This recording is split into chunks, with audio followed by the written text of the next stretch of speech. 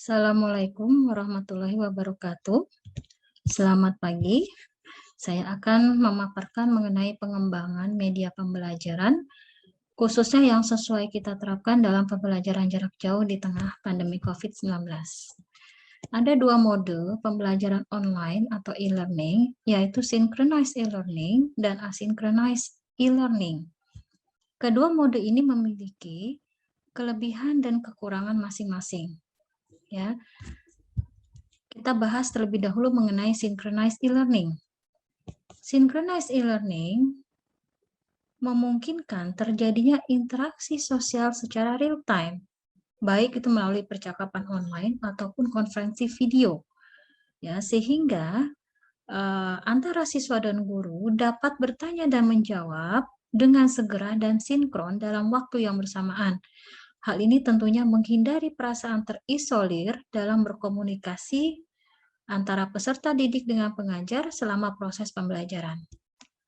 Namun, synchronized e-learning memiliki kekurangan, yaitu tidak fleksibel dalam hal waktu, terlebih bagi mereka, baik pengajar maupun peserta didik, yang memang sudah memiliki jadwal yang padat. Kekurangan lain dari synchronized e-learning ini bergantung sangat pada aspek teknis, yaitu kuota internet dan kestabilan jaringan internet serta keadaan perangkat, baik kondisi baterai ataupun memori dan sebagainya.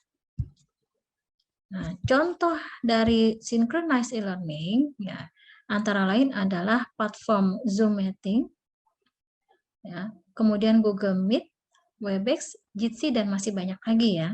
Nah, yang paling populer itu yang kita pakai Zoom Meeting dan Google Meet. Ini yang paling sering dipakai dalam proses pembelajaran selama pandemi COVID-19.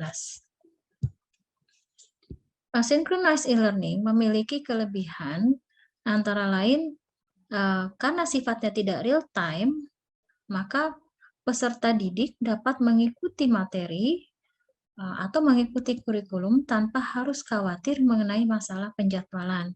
Ya, terlebih lagi mereka peserta didik yang memang mempunyai jadwal yang padat. Kemudian masih support dengan akses internet yang tidak terlalu baik, misalkan jaringan internet yang tidak stabil.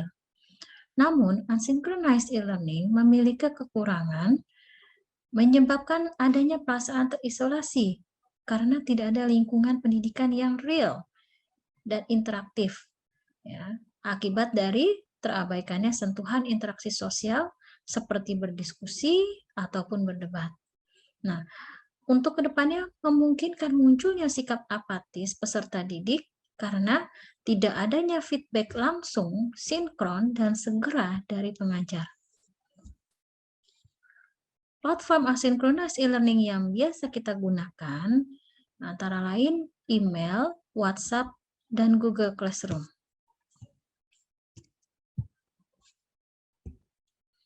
Lalu seperti apakah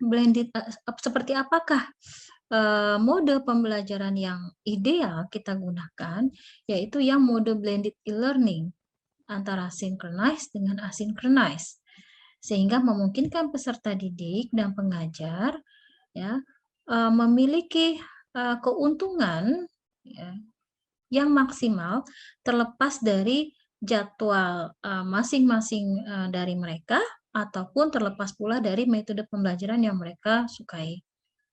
Ya. Pendekatan mode kombinasi antara synchronized dan asynchronized memberikan peserta didik akses ke bantuan segera ketika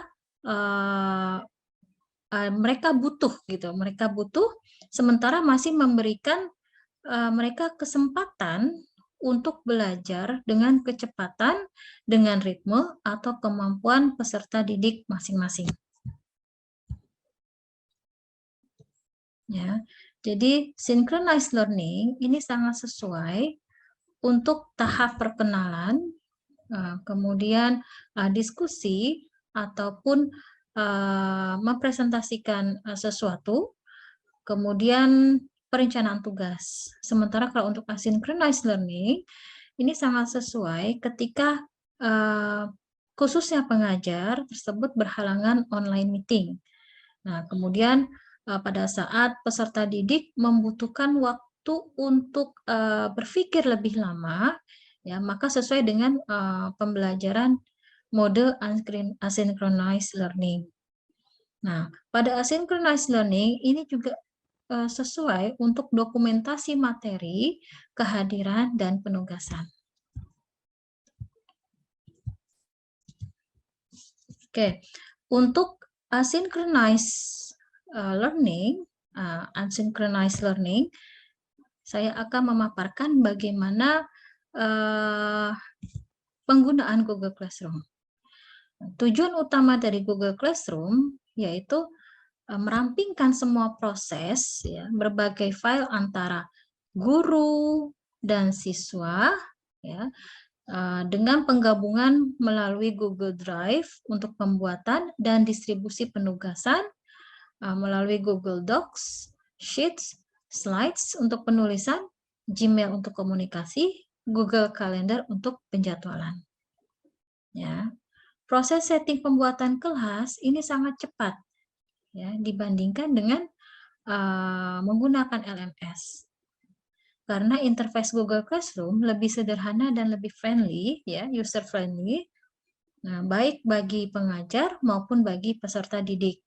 Selain itu, Google Classroom langsung dapat meng-create kelas, ya, tanpa harus menginstal atau meregister seperti halnya provider LMS. Ya, menambahkan daftar siswa pun juga mudah dengan menginvite, ya, melalui email ataupun share kode kelas. Oke, saya akan mempraktekkan bagaimana menggunakan Google Classroom, ya, menggunakan desktop.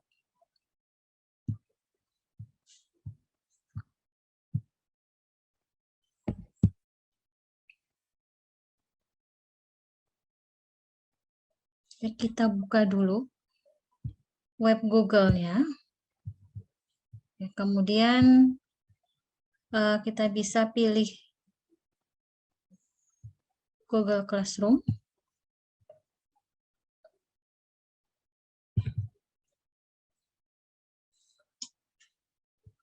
Oke, di sini kita bisa mengorganize Google Classroom menggunakan akun dengan email akun yang mana, gitu.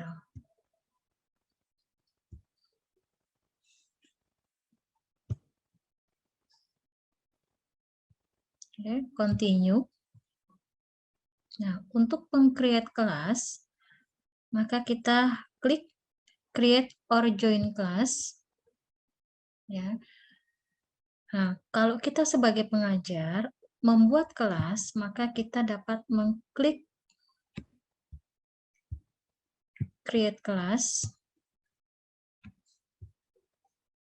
lalu continue. Di sini ada categorize dari kelas itu sendiri, yaitu nama kelas, misalkan matematika, ya, seksinya misalkan seksi pagi, ya, seksi pagi. Oke, subjeknya misalkan kita isi semester ganjil. Roomnya 306. Klik create.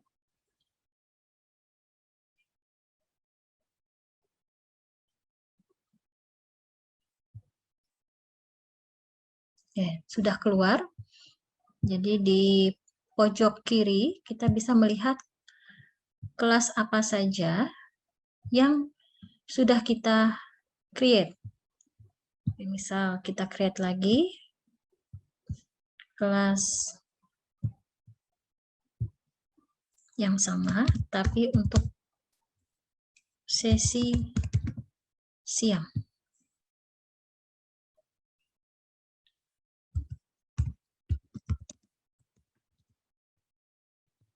Subjeknya sama, ganjil. Roomnya juga sama, 306.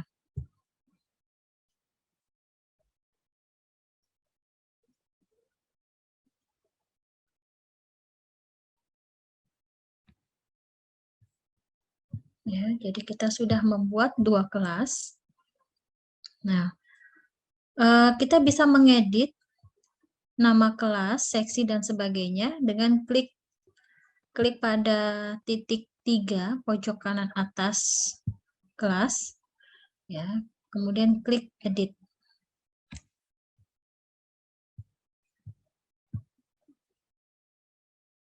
Gitu. Oke, sekarang kita lihat di menu utama setiap kelas ada forum, ada tugas, ada anggota, ya, dan ada nilai. Ya, jadi tugas-tugas kita bisa melihat tugas apa saja, kemudian penilaian itu di menu grades atau menu nilai. Tuh. Di anggota ya meliputi pengajar dan peserta didik. Nah, sebagai guru ya, kita bisa menginvite sebagai teacher atau pengajar ya, kita bisa menginvite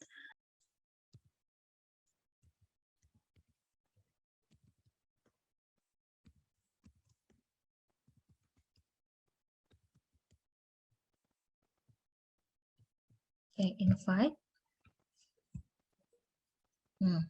Nanti untuk undangan menjadi pengajar akan masuk ke dalam email dari pengajar yang kita invite. Ya, oke. Kita refresh. Nah, di sini karena undangan kita sudah diterima, maka warnanya berubah menjadi hitam. Jika nanti di tengah perjalanan misalkan pengajar utama ya dalam hal ini adalah Asia Sultanti mengalami apa ya ibaratnya halangan sehingga tidak dapat lagi menjadi pengajar utama, maka kelas dapat dilimpahkan kepada pengajar lain yang kita undang, yaitu dengan klik kanan ya, kemudian klik make class owner atau membuat menjadi pemilik kelas. Ya. Nah, kita ingin menyerahkan kelas kepada pengajar lain, klik invite. Nah, maka nanti akan ada undangan untuk menjadi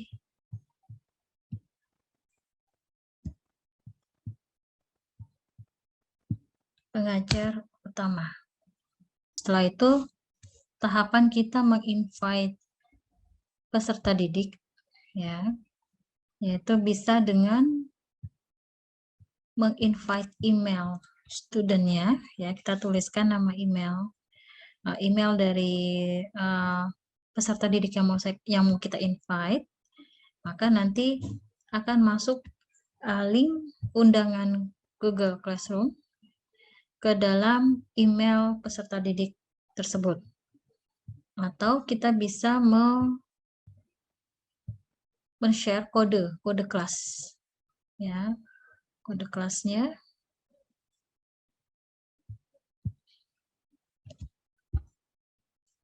Di setting.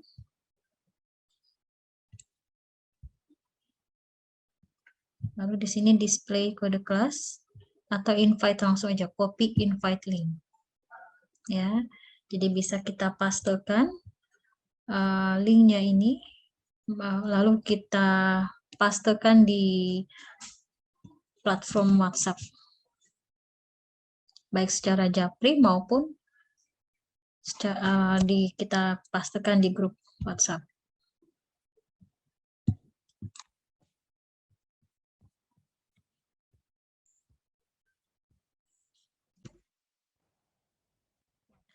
Keunggulan dari Google Classroom ini memungkinkan kita meng-create kelas dengan lebih efisien ya.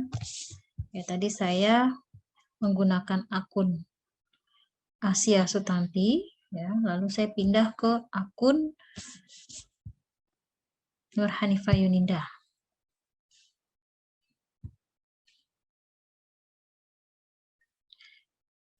Oke, seefisien apakah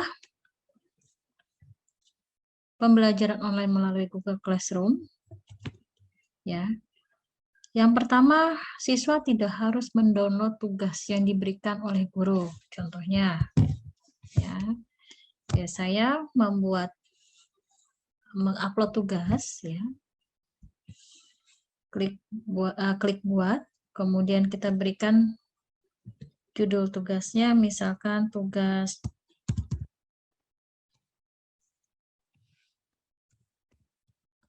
satu, ya, petunjuknya kerjakan dengan uraian dan pembuktian rumus, misalkan.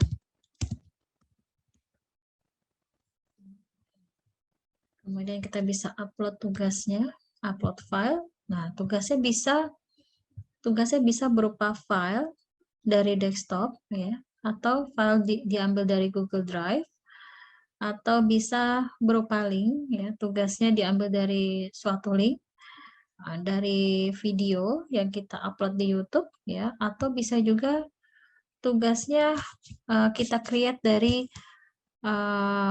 slide, ya, ataupun dari slide bawaan Google Classroom, ataupun dari Google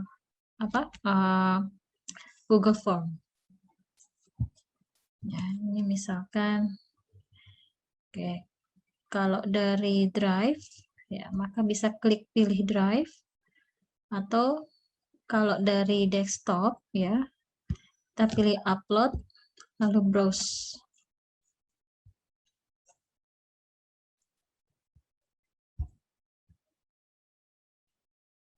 Pilih filenya, misalkan soal.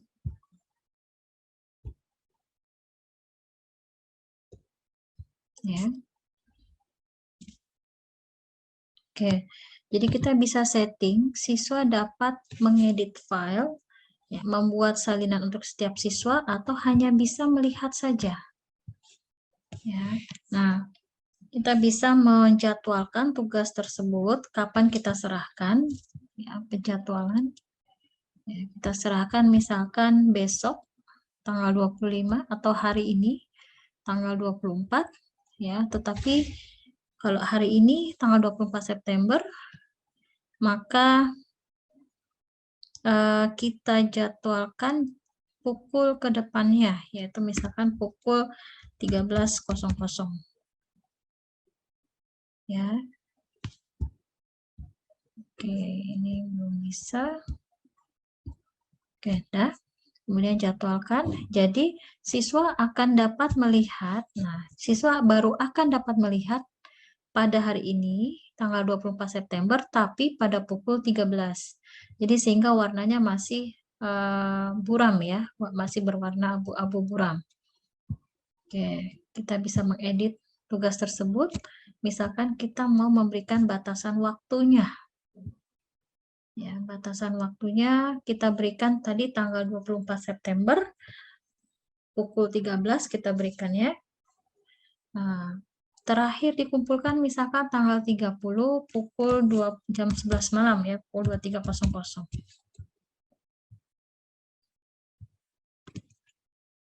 Topiknya misalkan kita bisa buat topik baru, ya, atau kita bisa pilih topik yang sudah kita buat sebelumnya.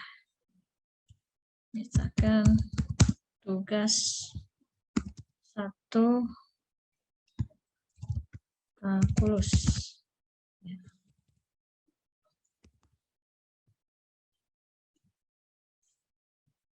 Oke. Klik jadwalkan. Ya, seperti yang sudah di-create sebelumnya, contohnya misalkan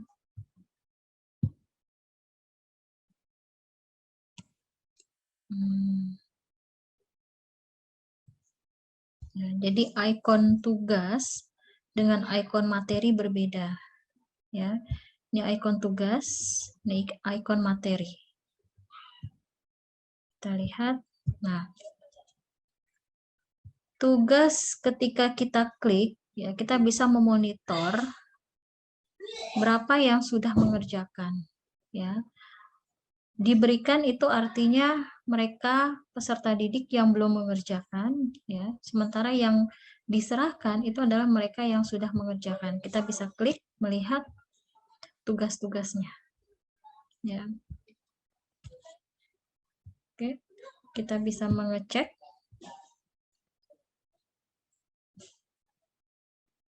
tugas yang sudah masuk. Kita bisa berikan penilaian, misalkan 90, dan bisa memberikan komentar, misalkan perbaiki bagian yang salah, lalu upload ulang. Kita posting. Nah, berkas juga bisa dikembalikan, mengembalikan kiriman ini atau mengembalikan beberapa kiriman, ya. Jadi ini belum dikembalikan.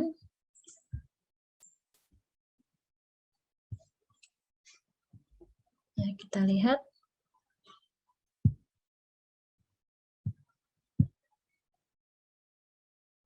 Nah, saya buka kelas matematika 3 ya.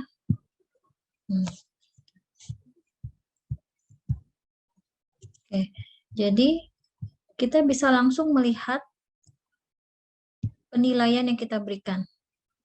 Nah, ini langsung.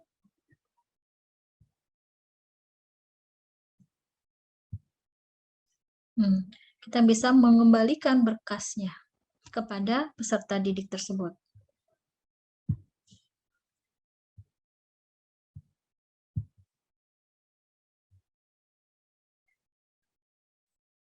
Seperti itu, ya.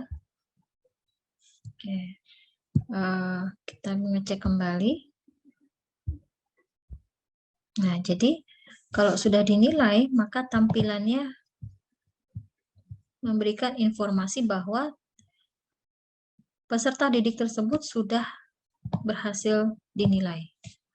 Ya, tapi kalau misalkan masih keterangan yang diserahkan, berarti siswa tersebut atau peserta didik tersebut belum dinilai berkas tugasnya. Tuh, ya, kita lihat di sini. Tadi jumlah peserta didik ada 9, yang menyerahkan 9 orang, ya, 8 ditambah 1, tetapi dari 9 orang yang sudah menyerahkan tugas, baru 1 orang yang dinilai. Gitu. Jadi yang belum dinilai ada 8 orang. Ya.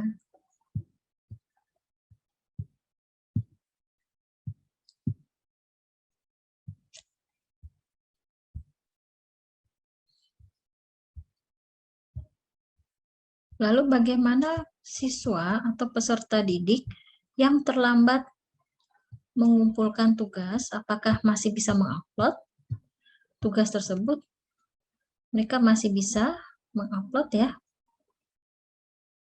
Nah, tetapi ada keterangan terlambat. Ya, ada keterangan terlambat.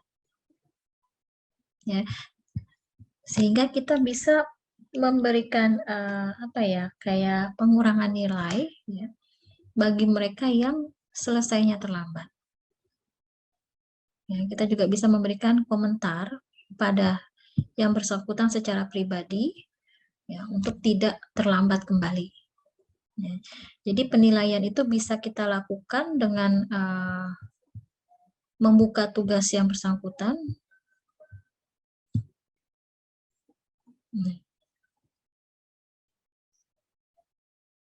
Ya, jadi dari kolom nilai, ya, kolom nilai dari tugas peserta didik tersebut, atau langsung dari buku nilai. Langsung dari buku nilai kita berikan nilai. Tuh. Misalkan 50, ya, atau 45 tadi saya berikan.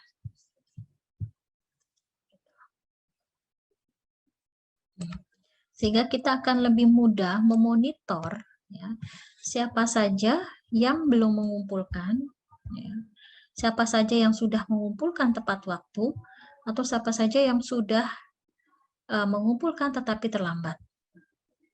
Gitu. Ya. Nah, kemudian kita bisa mengetahui rata-rata nilai kelas untuk setiap tugas per tugas.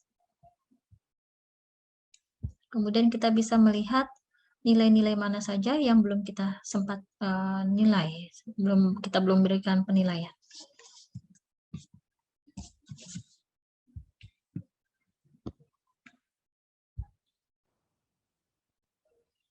Jadi dengan adanya penjadwalan tugas, memungkinkan peserta didik dapat menyerahkan tugas mereka secara online tanpa harus tatap muka ya. Jadi memungkinkan deadline waktu atau tenggat waktu yang kita berikan kepada mereka itu terpenuhi.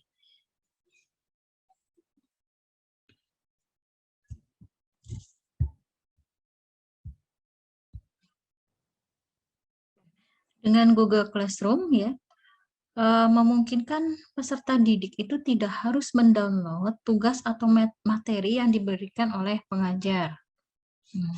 Oke. Jadi mahasiswa dapat melihat materi yang diberikan oleh pengajar tanpa harus mendownloadnya. Ya, jadi dibuka melalui Google Slide. Kelebihan dari Google Classroom, penilaiannya itu bisa kita lihat dalam bentuk Google Formulir, ya, jadi lebih rapih, bisa mengecek mana yang belum kita nilai, siapa yang terlambat, siapa yang sudah mengerjakan, dan sesuai dengan tenggat waktu yang kita berikan. Kemudian guru dapat memberikan umpan balik, ya, feedback secara langsung melalui komentar pribadi atau melalui forum, ya. Kemudian semua tugas dan penilaian tersebut tersimpan rapi, ya, tersimpan rapi sekali dan tidak ada kekhawatiran tugas-tugas tersebut atau penilaian yang sudah kita berikan akan hilang ketika perangkat kita atau desktop kita mengalami kerusakan. Jadi semua aktivitas di Google Classroom bisa dilakukan secara paperless, ya, lebih ramah lingkungan intinya ya. Nah, peserta didik pun juga menyelesaikan tugas mereka yang tadi saya katakan, dia dapat melihat tenggat waktunya sehingga dia dapat merencanakan penugasan, ya, dia bisa membuat skala prioritas tugas-tugas mana yang lebih yang harus didahulukan sesuai dengan tenggat waktu mereka. Tenggat waktu yang diberikan oleh setiap pengajar.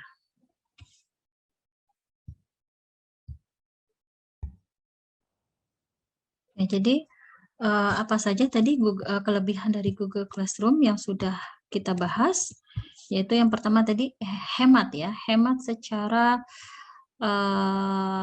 kita tidak membutuhkan kertas untuk dokumentasi tugas ataupun materi, ya, dengan kata lain paperless.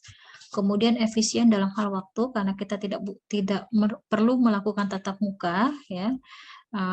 Penguploadan tugas bisa dengan tenggat waktu, kemudian penyerahan tugas juga bisa secara tepat waktu gitu ya. Nah,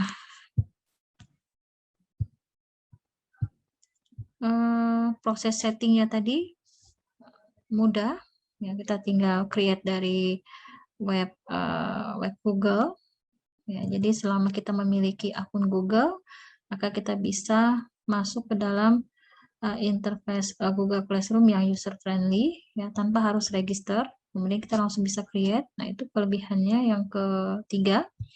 Nah, kelebihan tadi yang keempat adalah penyimpanan datanya terorganisir, rapih, ya, serta aman tanpa harus merasa khawatir penilaian ataupun tugas serta materi yang sudah kita berikan itu akan hilang jika perangkat kita rusak. Ada satu kelebihan lagi dari Google Classroom yaitu gratis. Ya, jika di aplikasi lain yang sejenis terdapat model premium yang berbayar, kemudian terdapat beberapa fitur tambahan yang bisa diakses, ya, maka semua fitur pada Google Classroom dapat diakses oleh user. Jadi tidak ada versi premiumnya. Ya, semuanya bisa diakses secara terbuka dan bebas oleh siapa saja dan di mana saja. Nah, untuk fitur-fiturnya, tadi Google Classroom ada assignment, ya, ada penugasan. Ya, jadi penugasan itu bisa berupa tugas yang kita upload berupa file kita ambil dari Google Drive, atau kita ambil dari perangkat kita, atau tugas yang kita buat menggunakan Google Formulir. Ya. Jadi, dimanapun materi pembelajaran atau tugas yang kita simpan, maka bisa langsung kita berikan, ya, bisa langsung terintegrasi dengan Google Classroom. Ya. Materi pun bisa kita berikan dalam bentuk file teks, video, ya, atau bisa kita berikan link. Misalkan kita letakkan tugasnya atau materinya melalui link blog kita. Nah, sehingga memudahkan pengajar untuk memindahkan file-file materi pembelajaran dari sumber manapun, ya, dari perangkat manapun, ya, cukup disimpan dalam satu tempat saja dan ditinggalkan atau diupload langsung ke Google Classroom. Hal ini meminimalkan pengajar keliru dalam memberikan materi pembelajaran secara daring. Fitur lain dari Google Classroom antara lain adalah konferensi online. Ya, jadi kelas online memfasilitasi penyampaian materi secara langsung. Ya. Pengajar bisa membuat konferensi online melalui Google Meet. Ya, tapi Google Meet ini masuk ke dalam bukan asynchronous, ya, tapi masuk ke dalam synchronous e-learning. Fitur single view dimanfaatkan siswa untuk menampilkan semua tugas yang diberikan oleh pengajar. Nah, itu dari sisi student, ya, dari sisi peserta didik. Nah, dari sisi pengajar, maka pengajar dapat melihat status yang sudah diberikan kepada para peserta didiknya.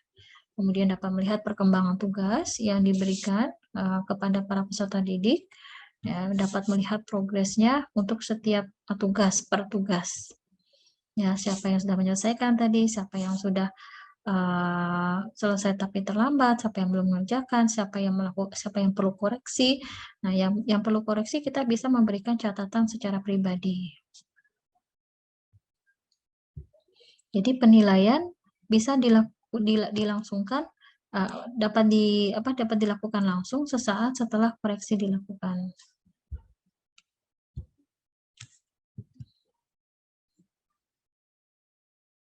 Jadi fitur lainnya adalah mengenai arsip pembelajaran.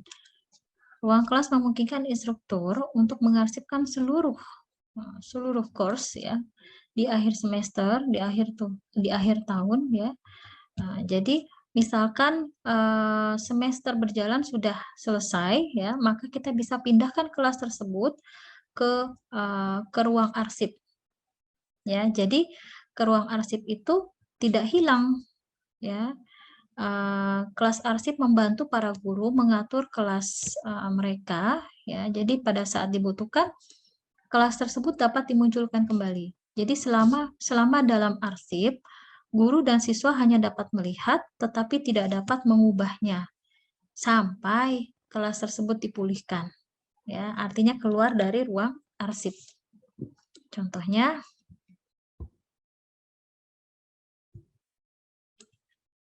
misalkan, ya, jadi di bagian kolom paling kiri ini ada menu kelas yang diarsipkan. Ya, jadi ini adalah kelas-kelas yang sudah berlangsung semester yang lalu, ya. Jadi sudah tidak berjalan, ya.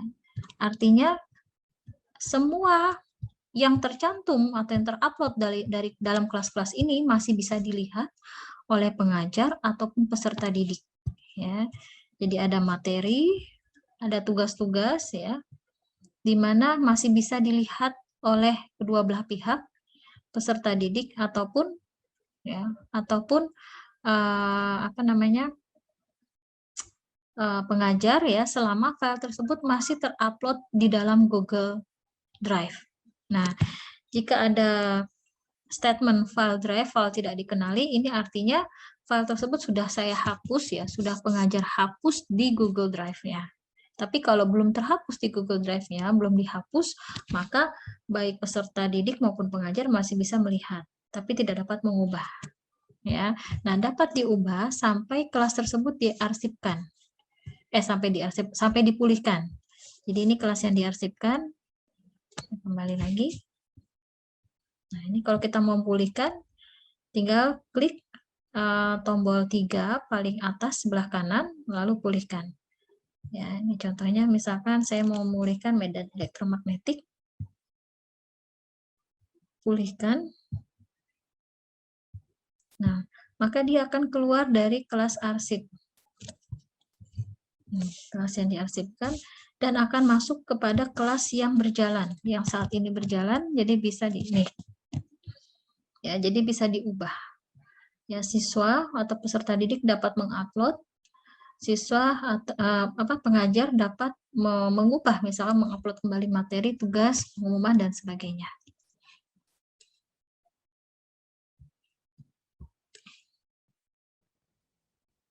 Ya, kelebihan lain dari Google Classroom atau fitur lain ya dari Google Classroom yaitu penyusunan kelas online ya, di mana kita sebagai pengajar memiliki keleluasaan penuh ya, dalam membangun atau meng-create kelas sebanyak mungkin. Jadi tidak ada batasan jumlah kelas yang bisa kita bangun atau yang bisa kita create. Kemudian fitur kita dapat menilai secara langsung dan memberikan komentar, bahkan bisa mengembalikan berkas tugas kepada siswa tersebut, pada peserta didik. Nah, berikutnya adalah fitur announcement. Jadi announcement itu bisa kita letakkan pada forum, ya. Announcement ini bisa berupa informasi penting kepada siswa, ya, berupa misalkan pelaksanaan tes, tenggat waktu pengumpulan, ya, atau informasi penting lainnya. Dan yang paling unik lagi, announcement ini, pengumuman ini dapat kita jadwalkan kapan kita berikan kepada siswa, kepada peserta didik, ya. Nah, itu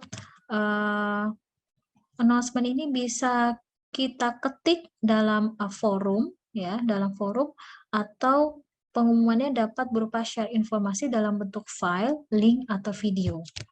Ya, contohnya, oke, saya masuk ke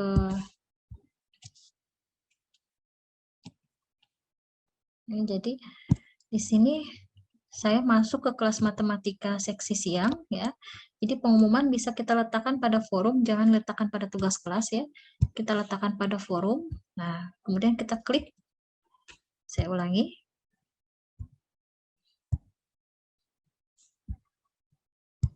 Nah, jadi di forum, kemudian umumkan sesuatu ke kelas Anda.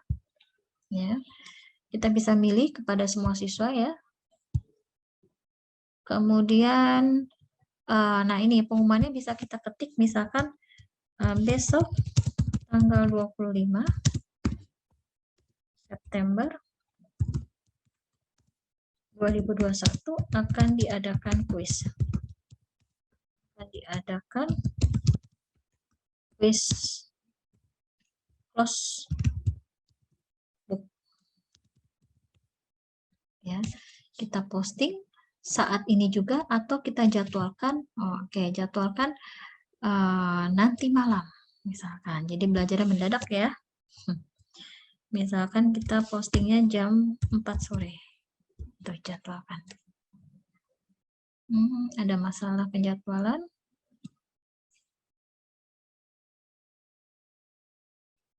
Jadwalkan 25 September. Oke, 25 September jadwalkan.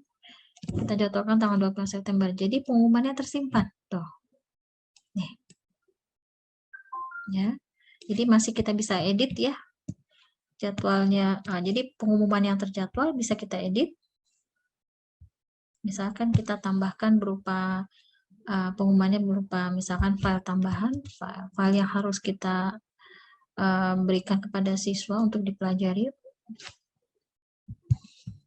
atau berupa link, ya, pengumumannya bisa disertakan link atau diambil dari file pada Google Drive kita, atau bisa berupa video yang kita upload. Nah, upload dari YouTube, tinggal kita masukkan ininya saja, linknya, link YouTube-nya, URL-nya.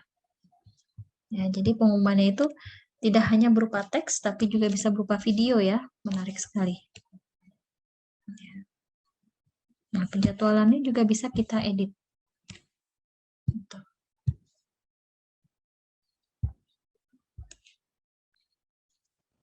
Fitur lain dari Google Classroom adalah transfer kelas. Tadi yang saya katakan di awal-awal bahwa pengajar bisa saja melimpahkan kelas tersebut kepada pengajar lain jika misalkan kita sebagai pengajar utamanya mengalami halangan ya atau kendala untuk mengajar ke depannya.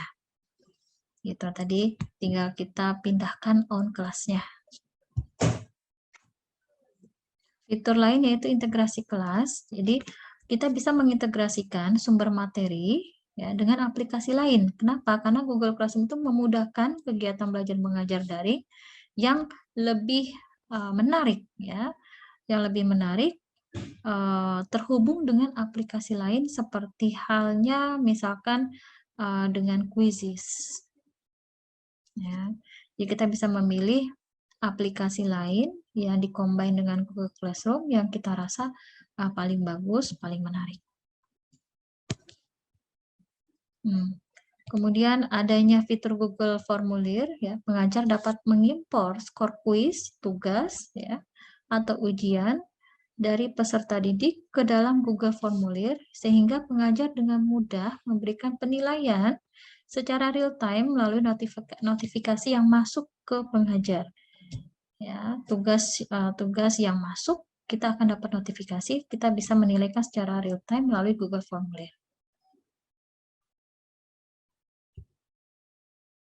Jadi tadi saya katakan setiap tugas ada bisa kita setting ada notifikasinya ya. Kayak Google Classroom bisa diakses tidak hanya menggunakan desktop, tapi juga bisa dengan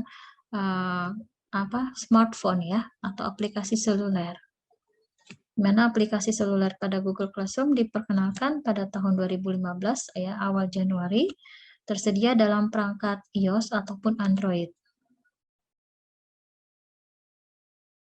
Ya, jadi dari gadget peserta didik dengan mudah melihat materi, ya, mengupload tugas-tugas baik berupa foto, video, ataupun file-file dan aplikasi lainnya. Untuk fitur keamanannya, ya, berbeda dengan layanan konsumen Google, Google Classroom sebagai bagian dari Google Suite for Education, ya, tidak menampilkan iklan apapun dalam antarmukanya, baik untuk peserta didik maupun pengajar. Ya. Oke, berikutnya kita akan masuk ke dalam platform Google Meet, ya, Google Meet dan Zoom, ya, perbedaannya di mana? Kalau Google Meet ini produk dari Google, ya, saingannya adalah Zoom. Saingannya adalah Zoom.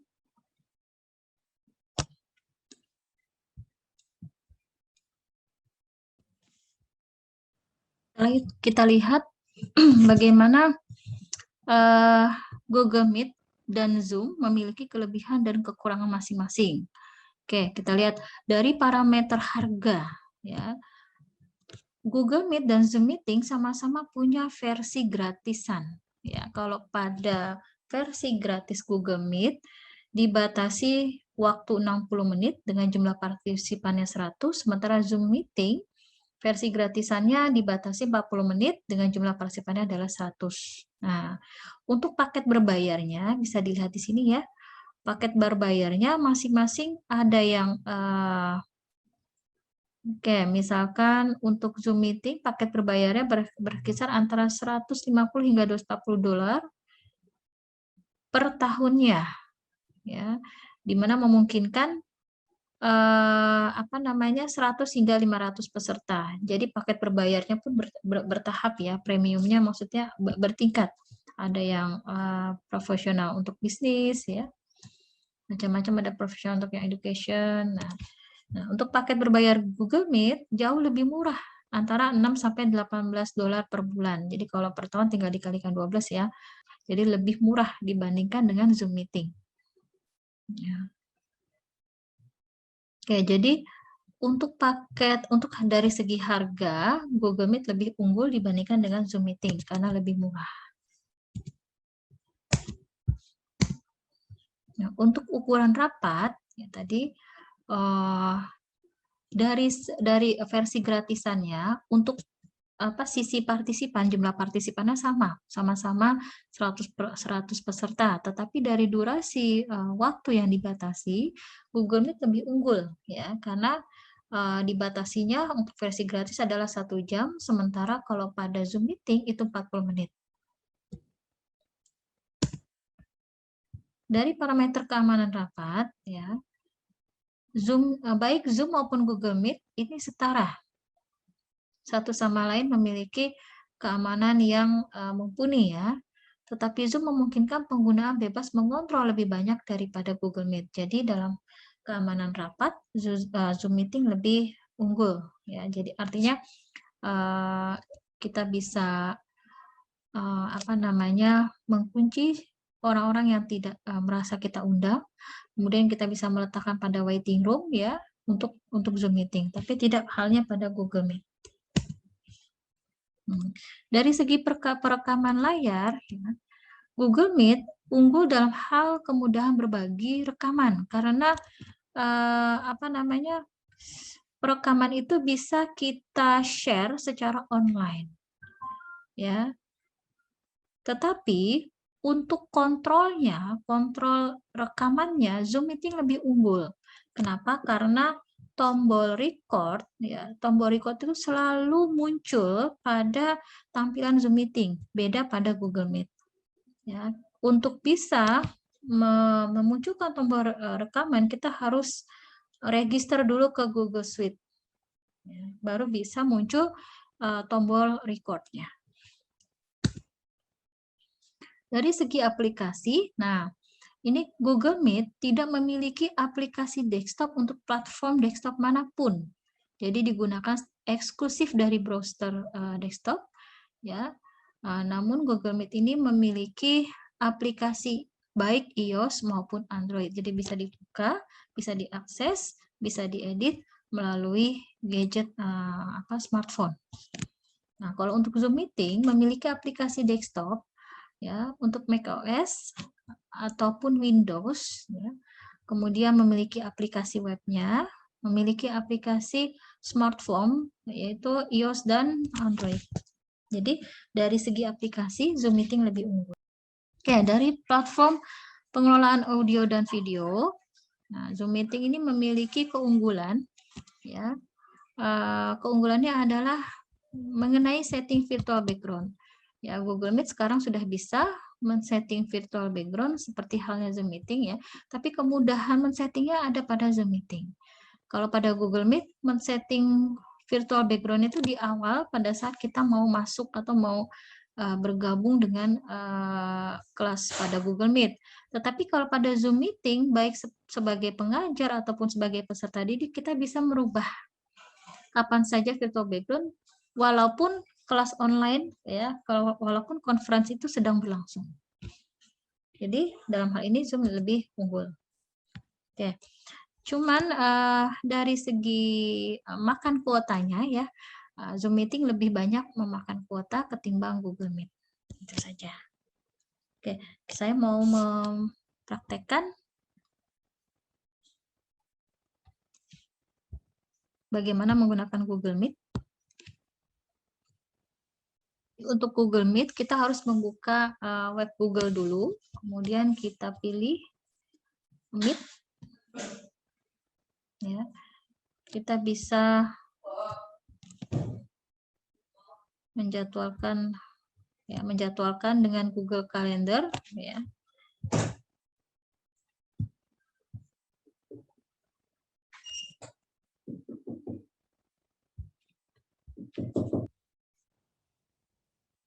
Jadi kita bisa menjadwalkan misalkan kelas matematika, ya tanggalnya, waktunya dari jam berapa sampai dengan jam berapa.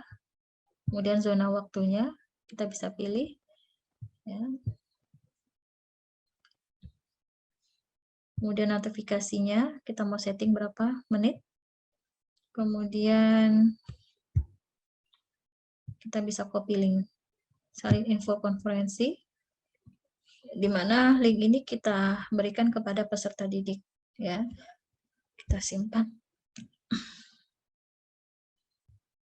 Ya, jadi ketika memulai, misalkan saya memulai Google Meet ya, atau bisa langsung masuk ke kelasnya tanpa penjadwalan. Nih, mulai rapat instan. Atau buat rapat untuk nanti. Ya, saya mulai dari rapat instan. Oke, ini adalah linknya. Kita bisa share, copy link. Nanti kita bisa pastekan melalui Japri kepada peserta didik. Oke. Misalkan kita ingin membuka whiteboard, kita klik aktivitas, kemudian papan tulis virtual.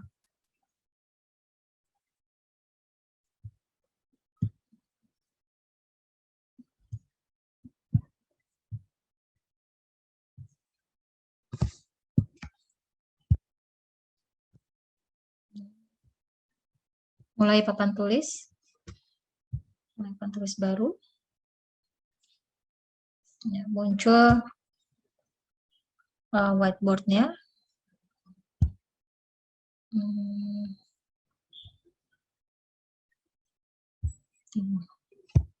Jangan lupa share screen.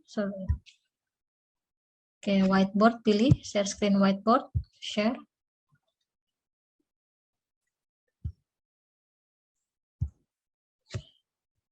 Ini.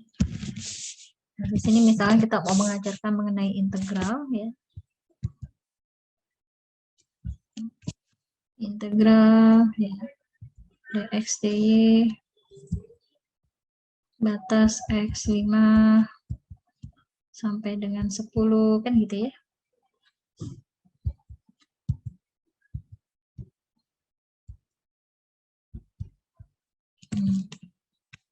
Oke, misalkan kita membentuk 3 whiteboard.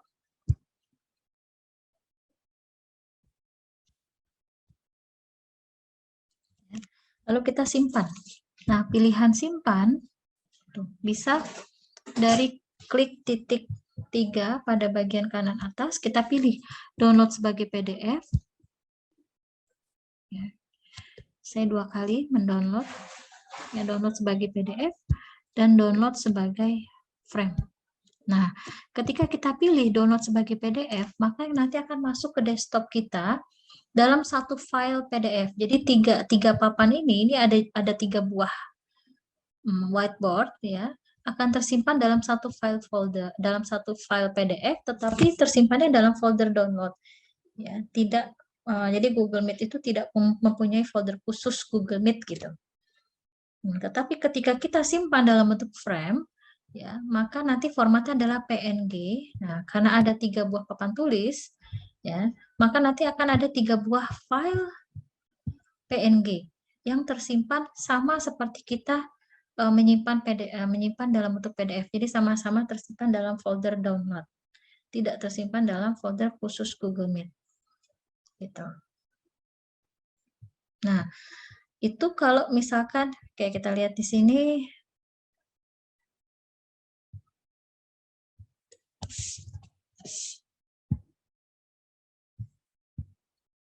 Nah, kita lihat.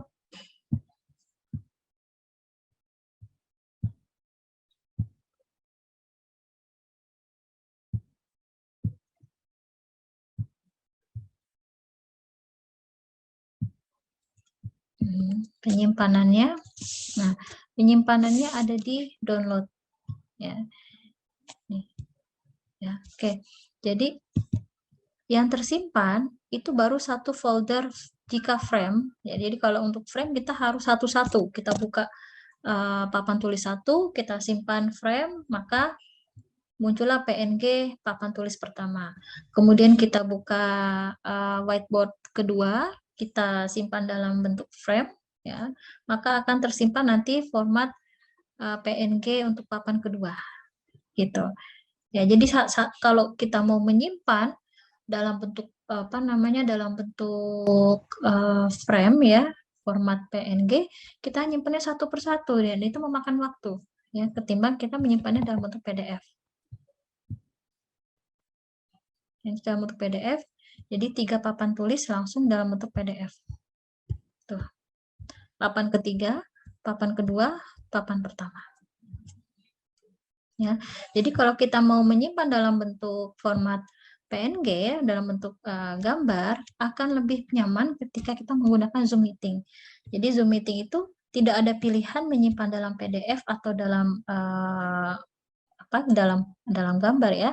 Pilihannya hanya tersimpan semua dalam bentuk PNG. Tetapi kita sekali mengklik simpan, langsung tersimpan semua papan tulis. Ya, jadi kalau ada 10 papan tulis, kita klik cukup 1 kali, maka akan ada 10 file PNG dalam satu folder yang rapi, folder khusus Zoom Meeting pada hari itu, jam tersebut, gitu.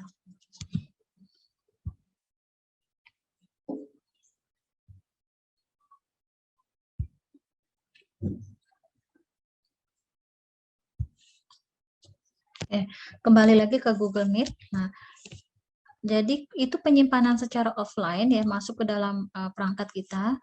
Untuk Google Meet juga bisa share papan tulis, ya, secara online. Jadi kita berikan linknya. Ya, kita akses di sini. Ya, kita setting akses. Ya, jadi kita setting. Nah, siapa saja yang memiliki link, ya, siapa saja yang memiliki link dapat melihat. Nah, kemudian settingan aksesnya bisa kita rubah, bisa mengakses saja atau bisa editor juga. Jadi ketika link ini salin link, ya. Ketika link ini kita berikan kepada mahasiswa, kepada peserta didik, kemudian peserta didik tersebut membuka, ya, link ini, maka si peserta didik dapat melihat papan tulis secara online sekaligus dapat mengeditnya, karena pengajar menyeting siapa saja yang melihat dapat mengedit. Ya, berbeda ketika pengakses lihat saja. Ya. Tuh. Nah, ketika hanya di setting pengakses lihat saja, maka nanti link ini kita bagikan kepada peserta didik membuka papan tulis secara online, ya, karena melalui link. Jadi tidak disimpan dalam perangkat mereka, yang penting ada akses internet. Nah, sekaligus mereka dapat mengeditnya, gitu, Nah, share secara online inilah yang tidak ada pada Zoom Meeting. Ya. Oke, kurang lebih seperti itu kelebihan dan kekurangan dari Google Meet. Ya.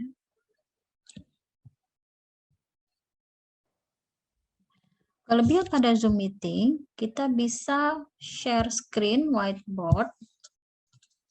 Ya, contohnya seperti ini.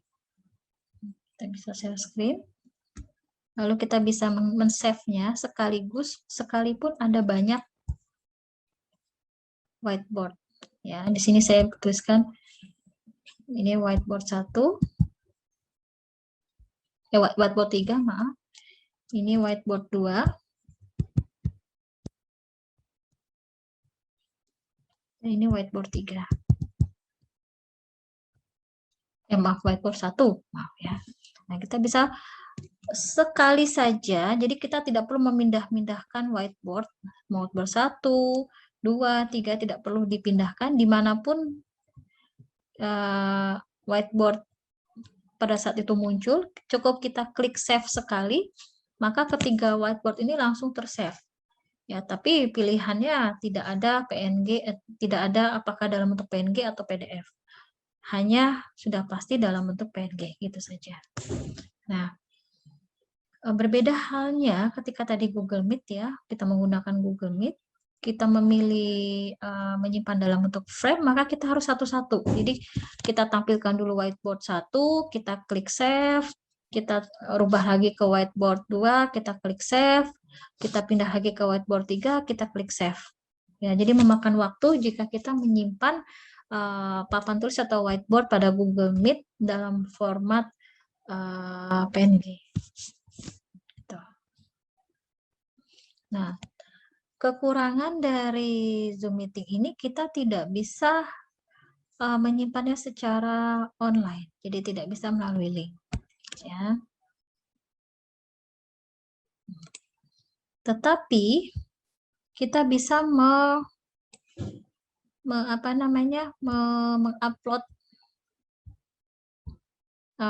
apapun bentuknya pada kolom chat.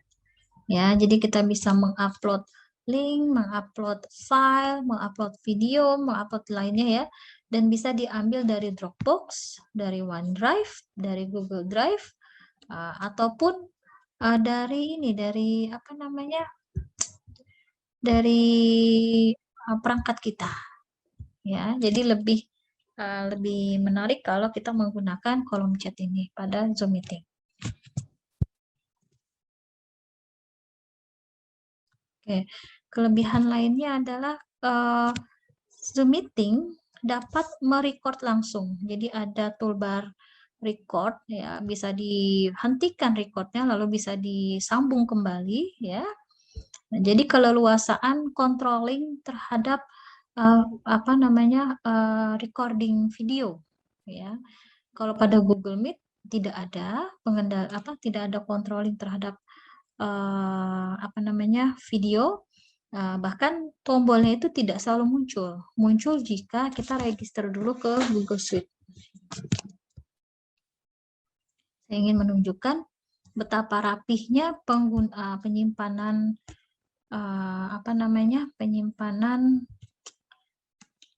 file-file yang disimpan pada saat kita melakukan conference dengan Zoom Meeting. Jadi ada otomatis secara langsung ya, atau secara otomatis di perangkat kita akan ada folder Zoom.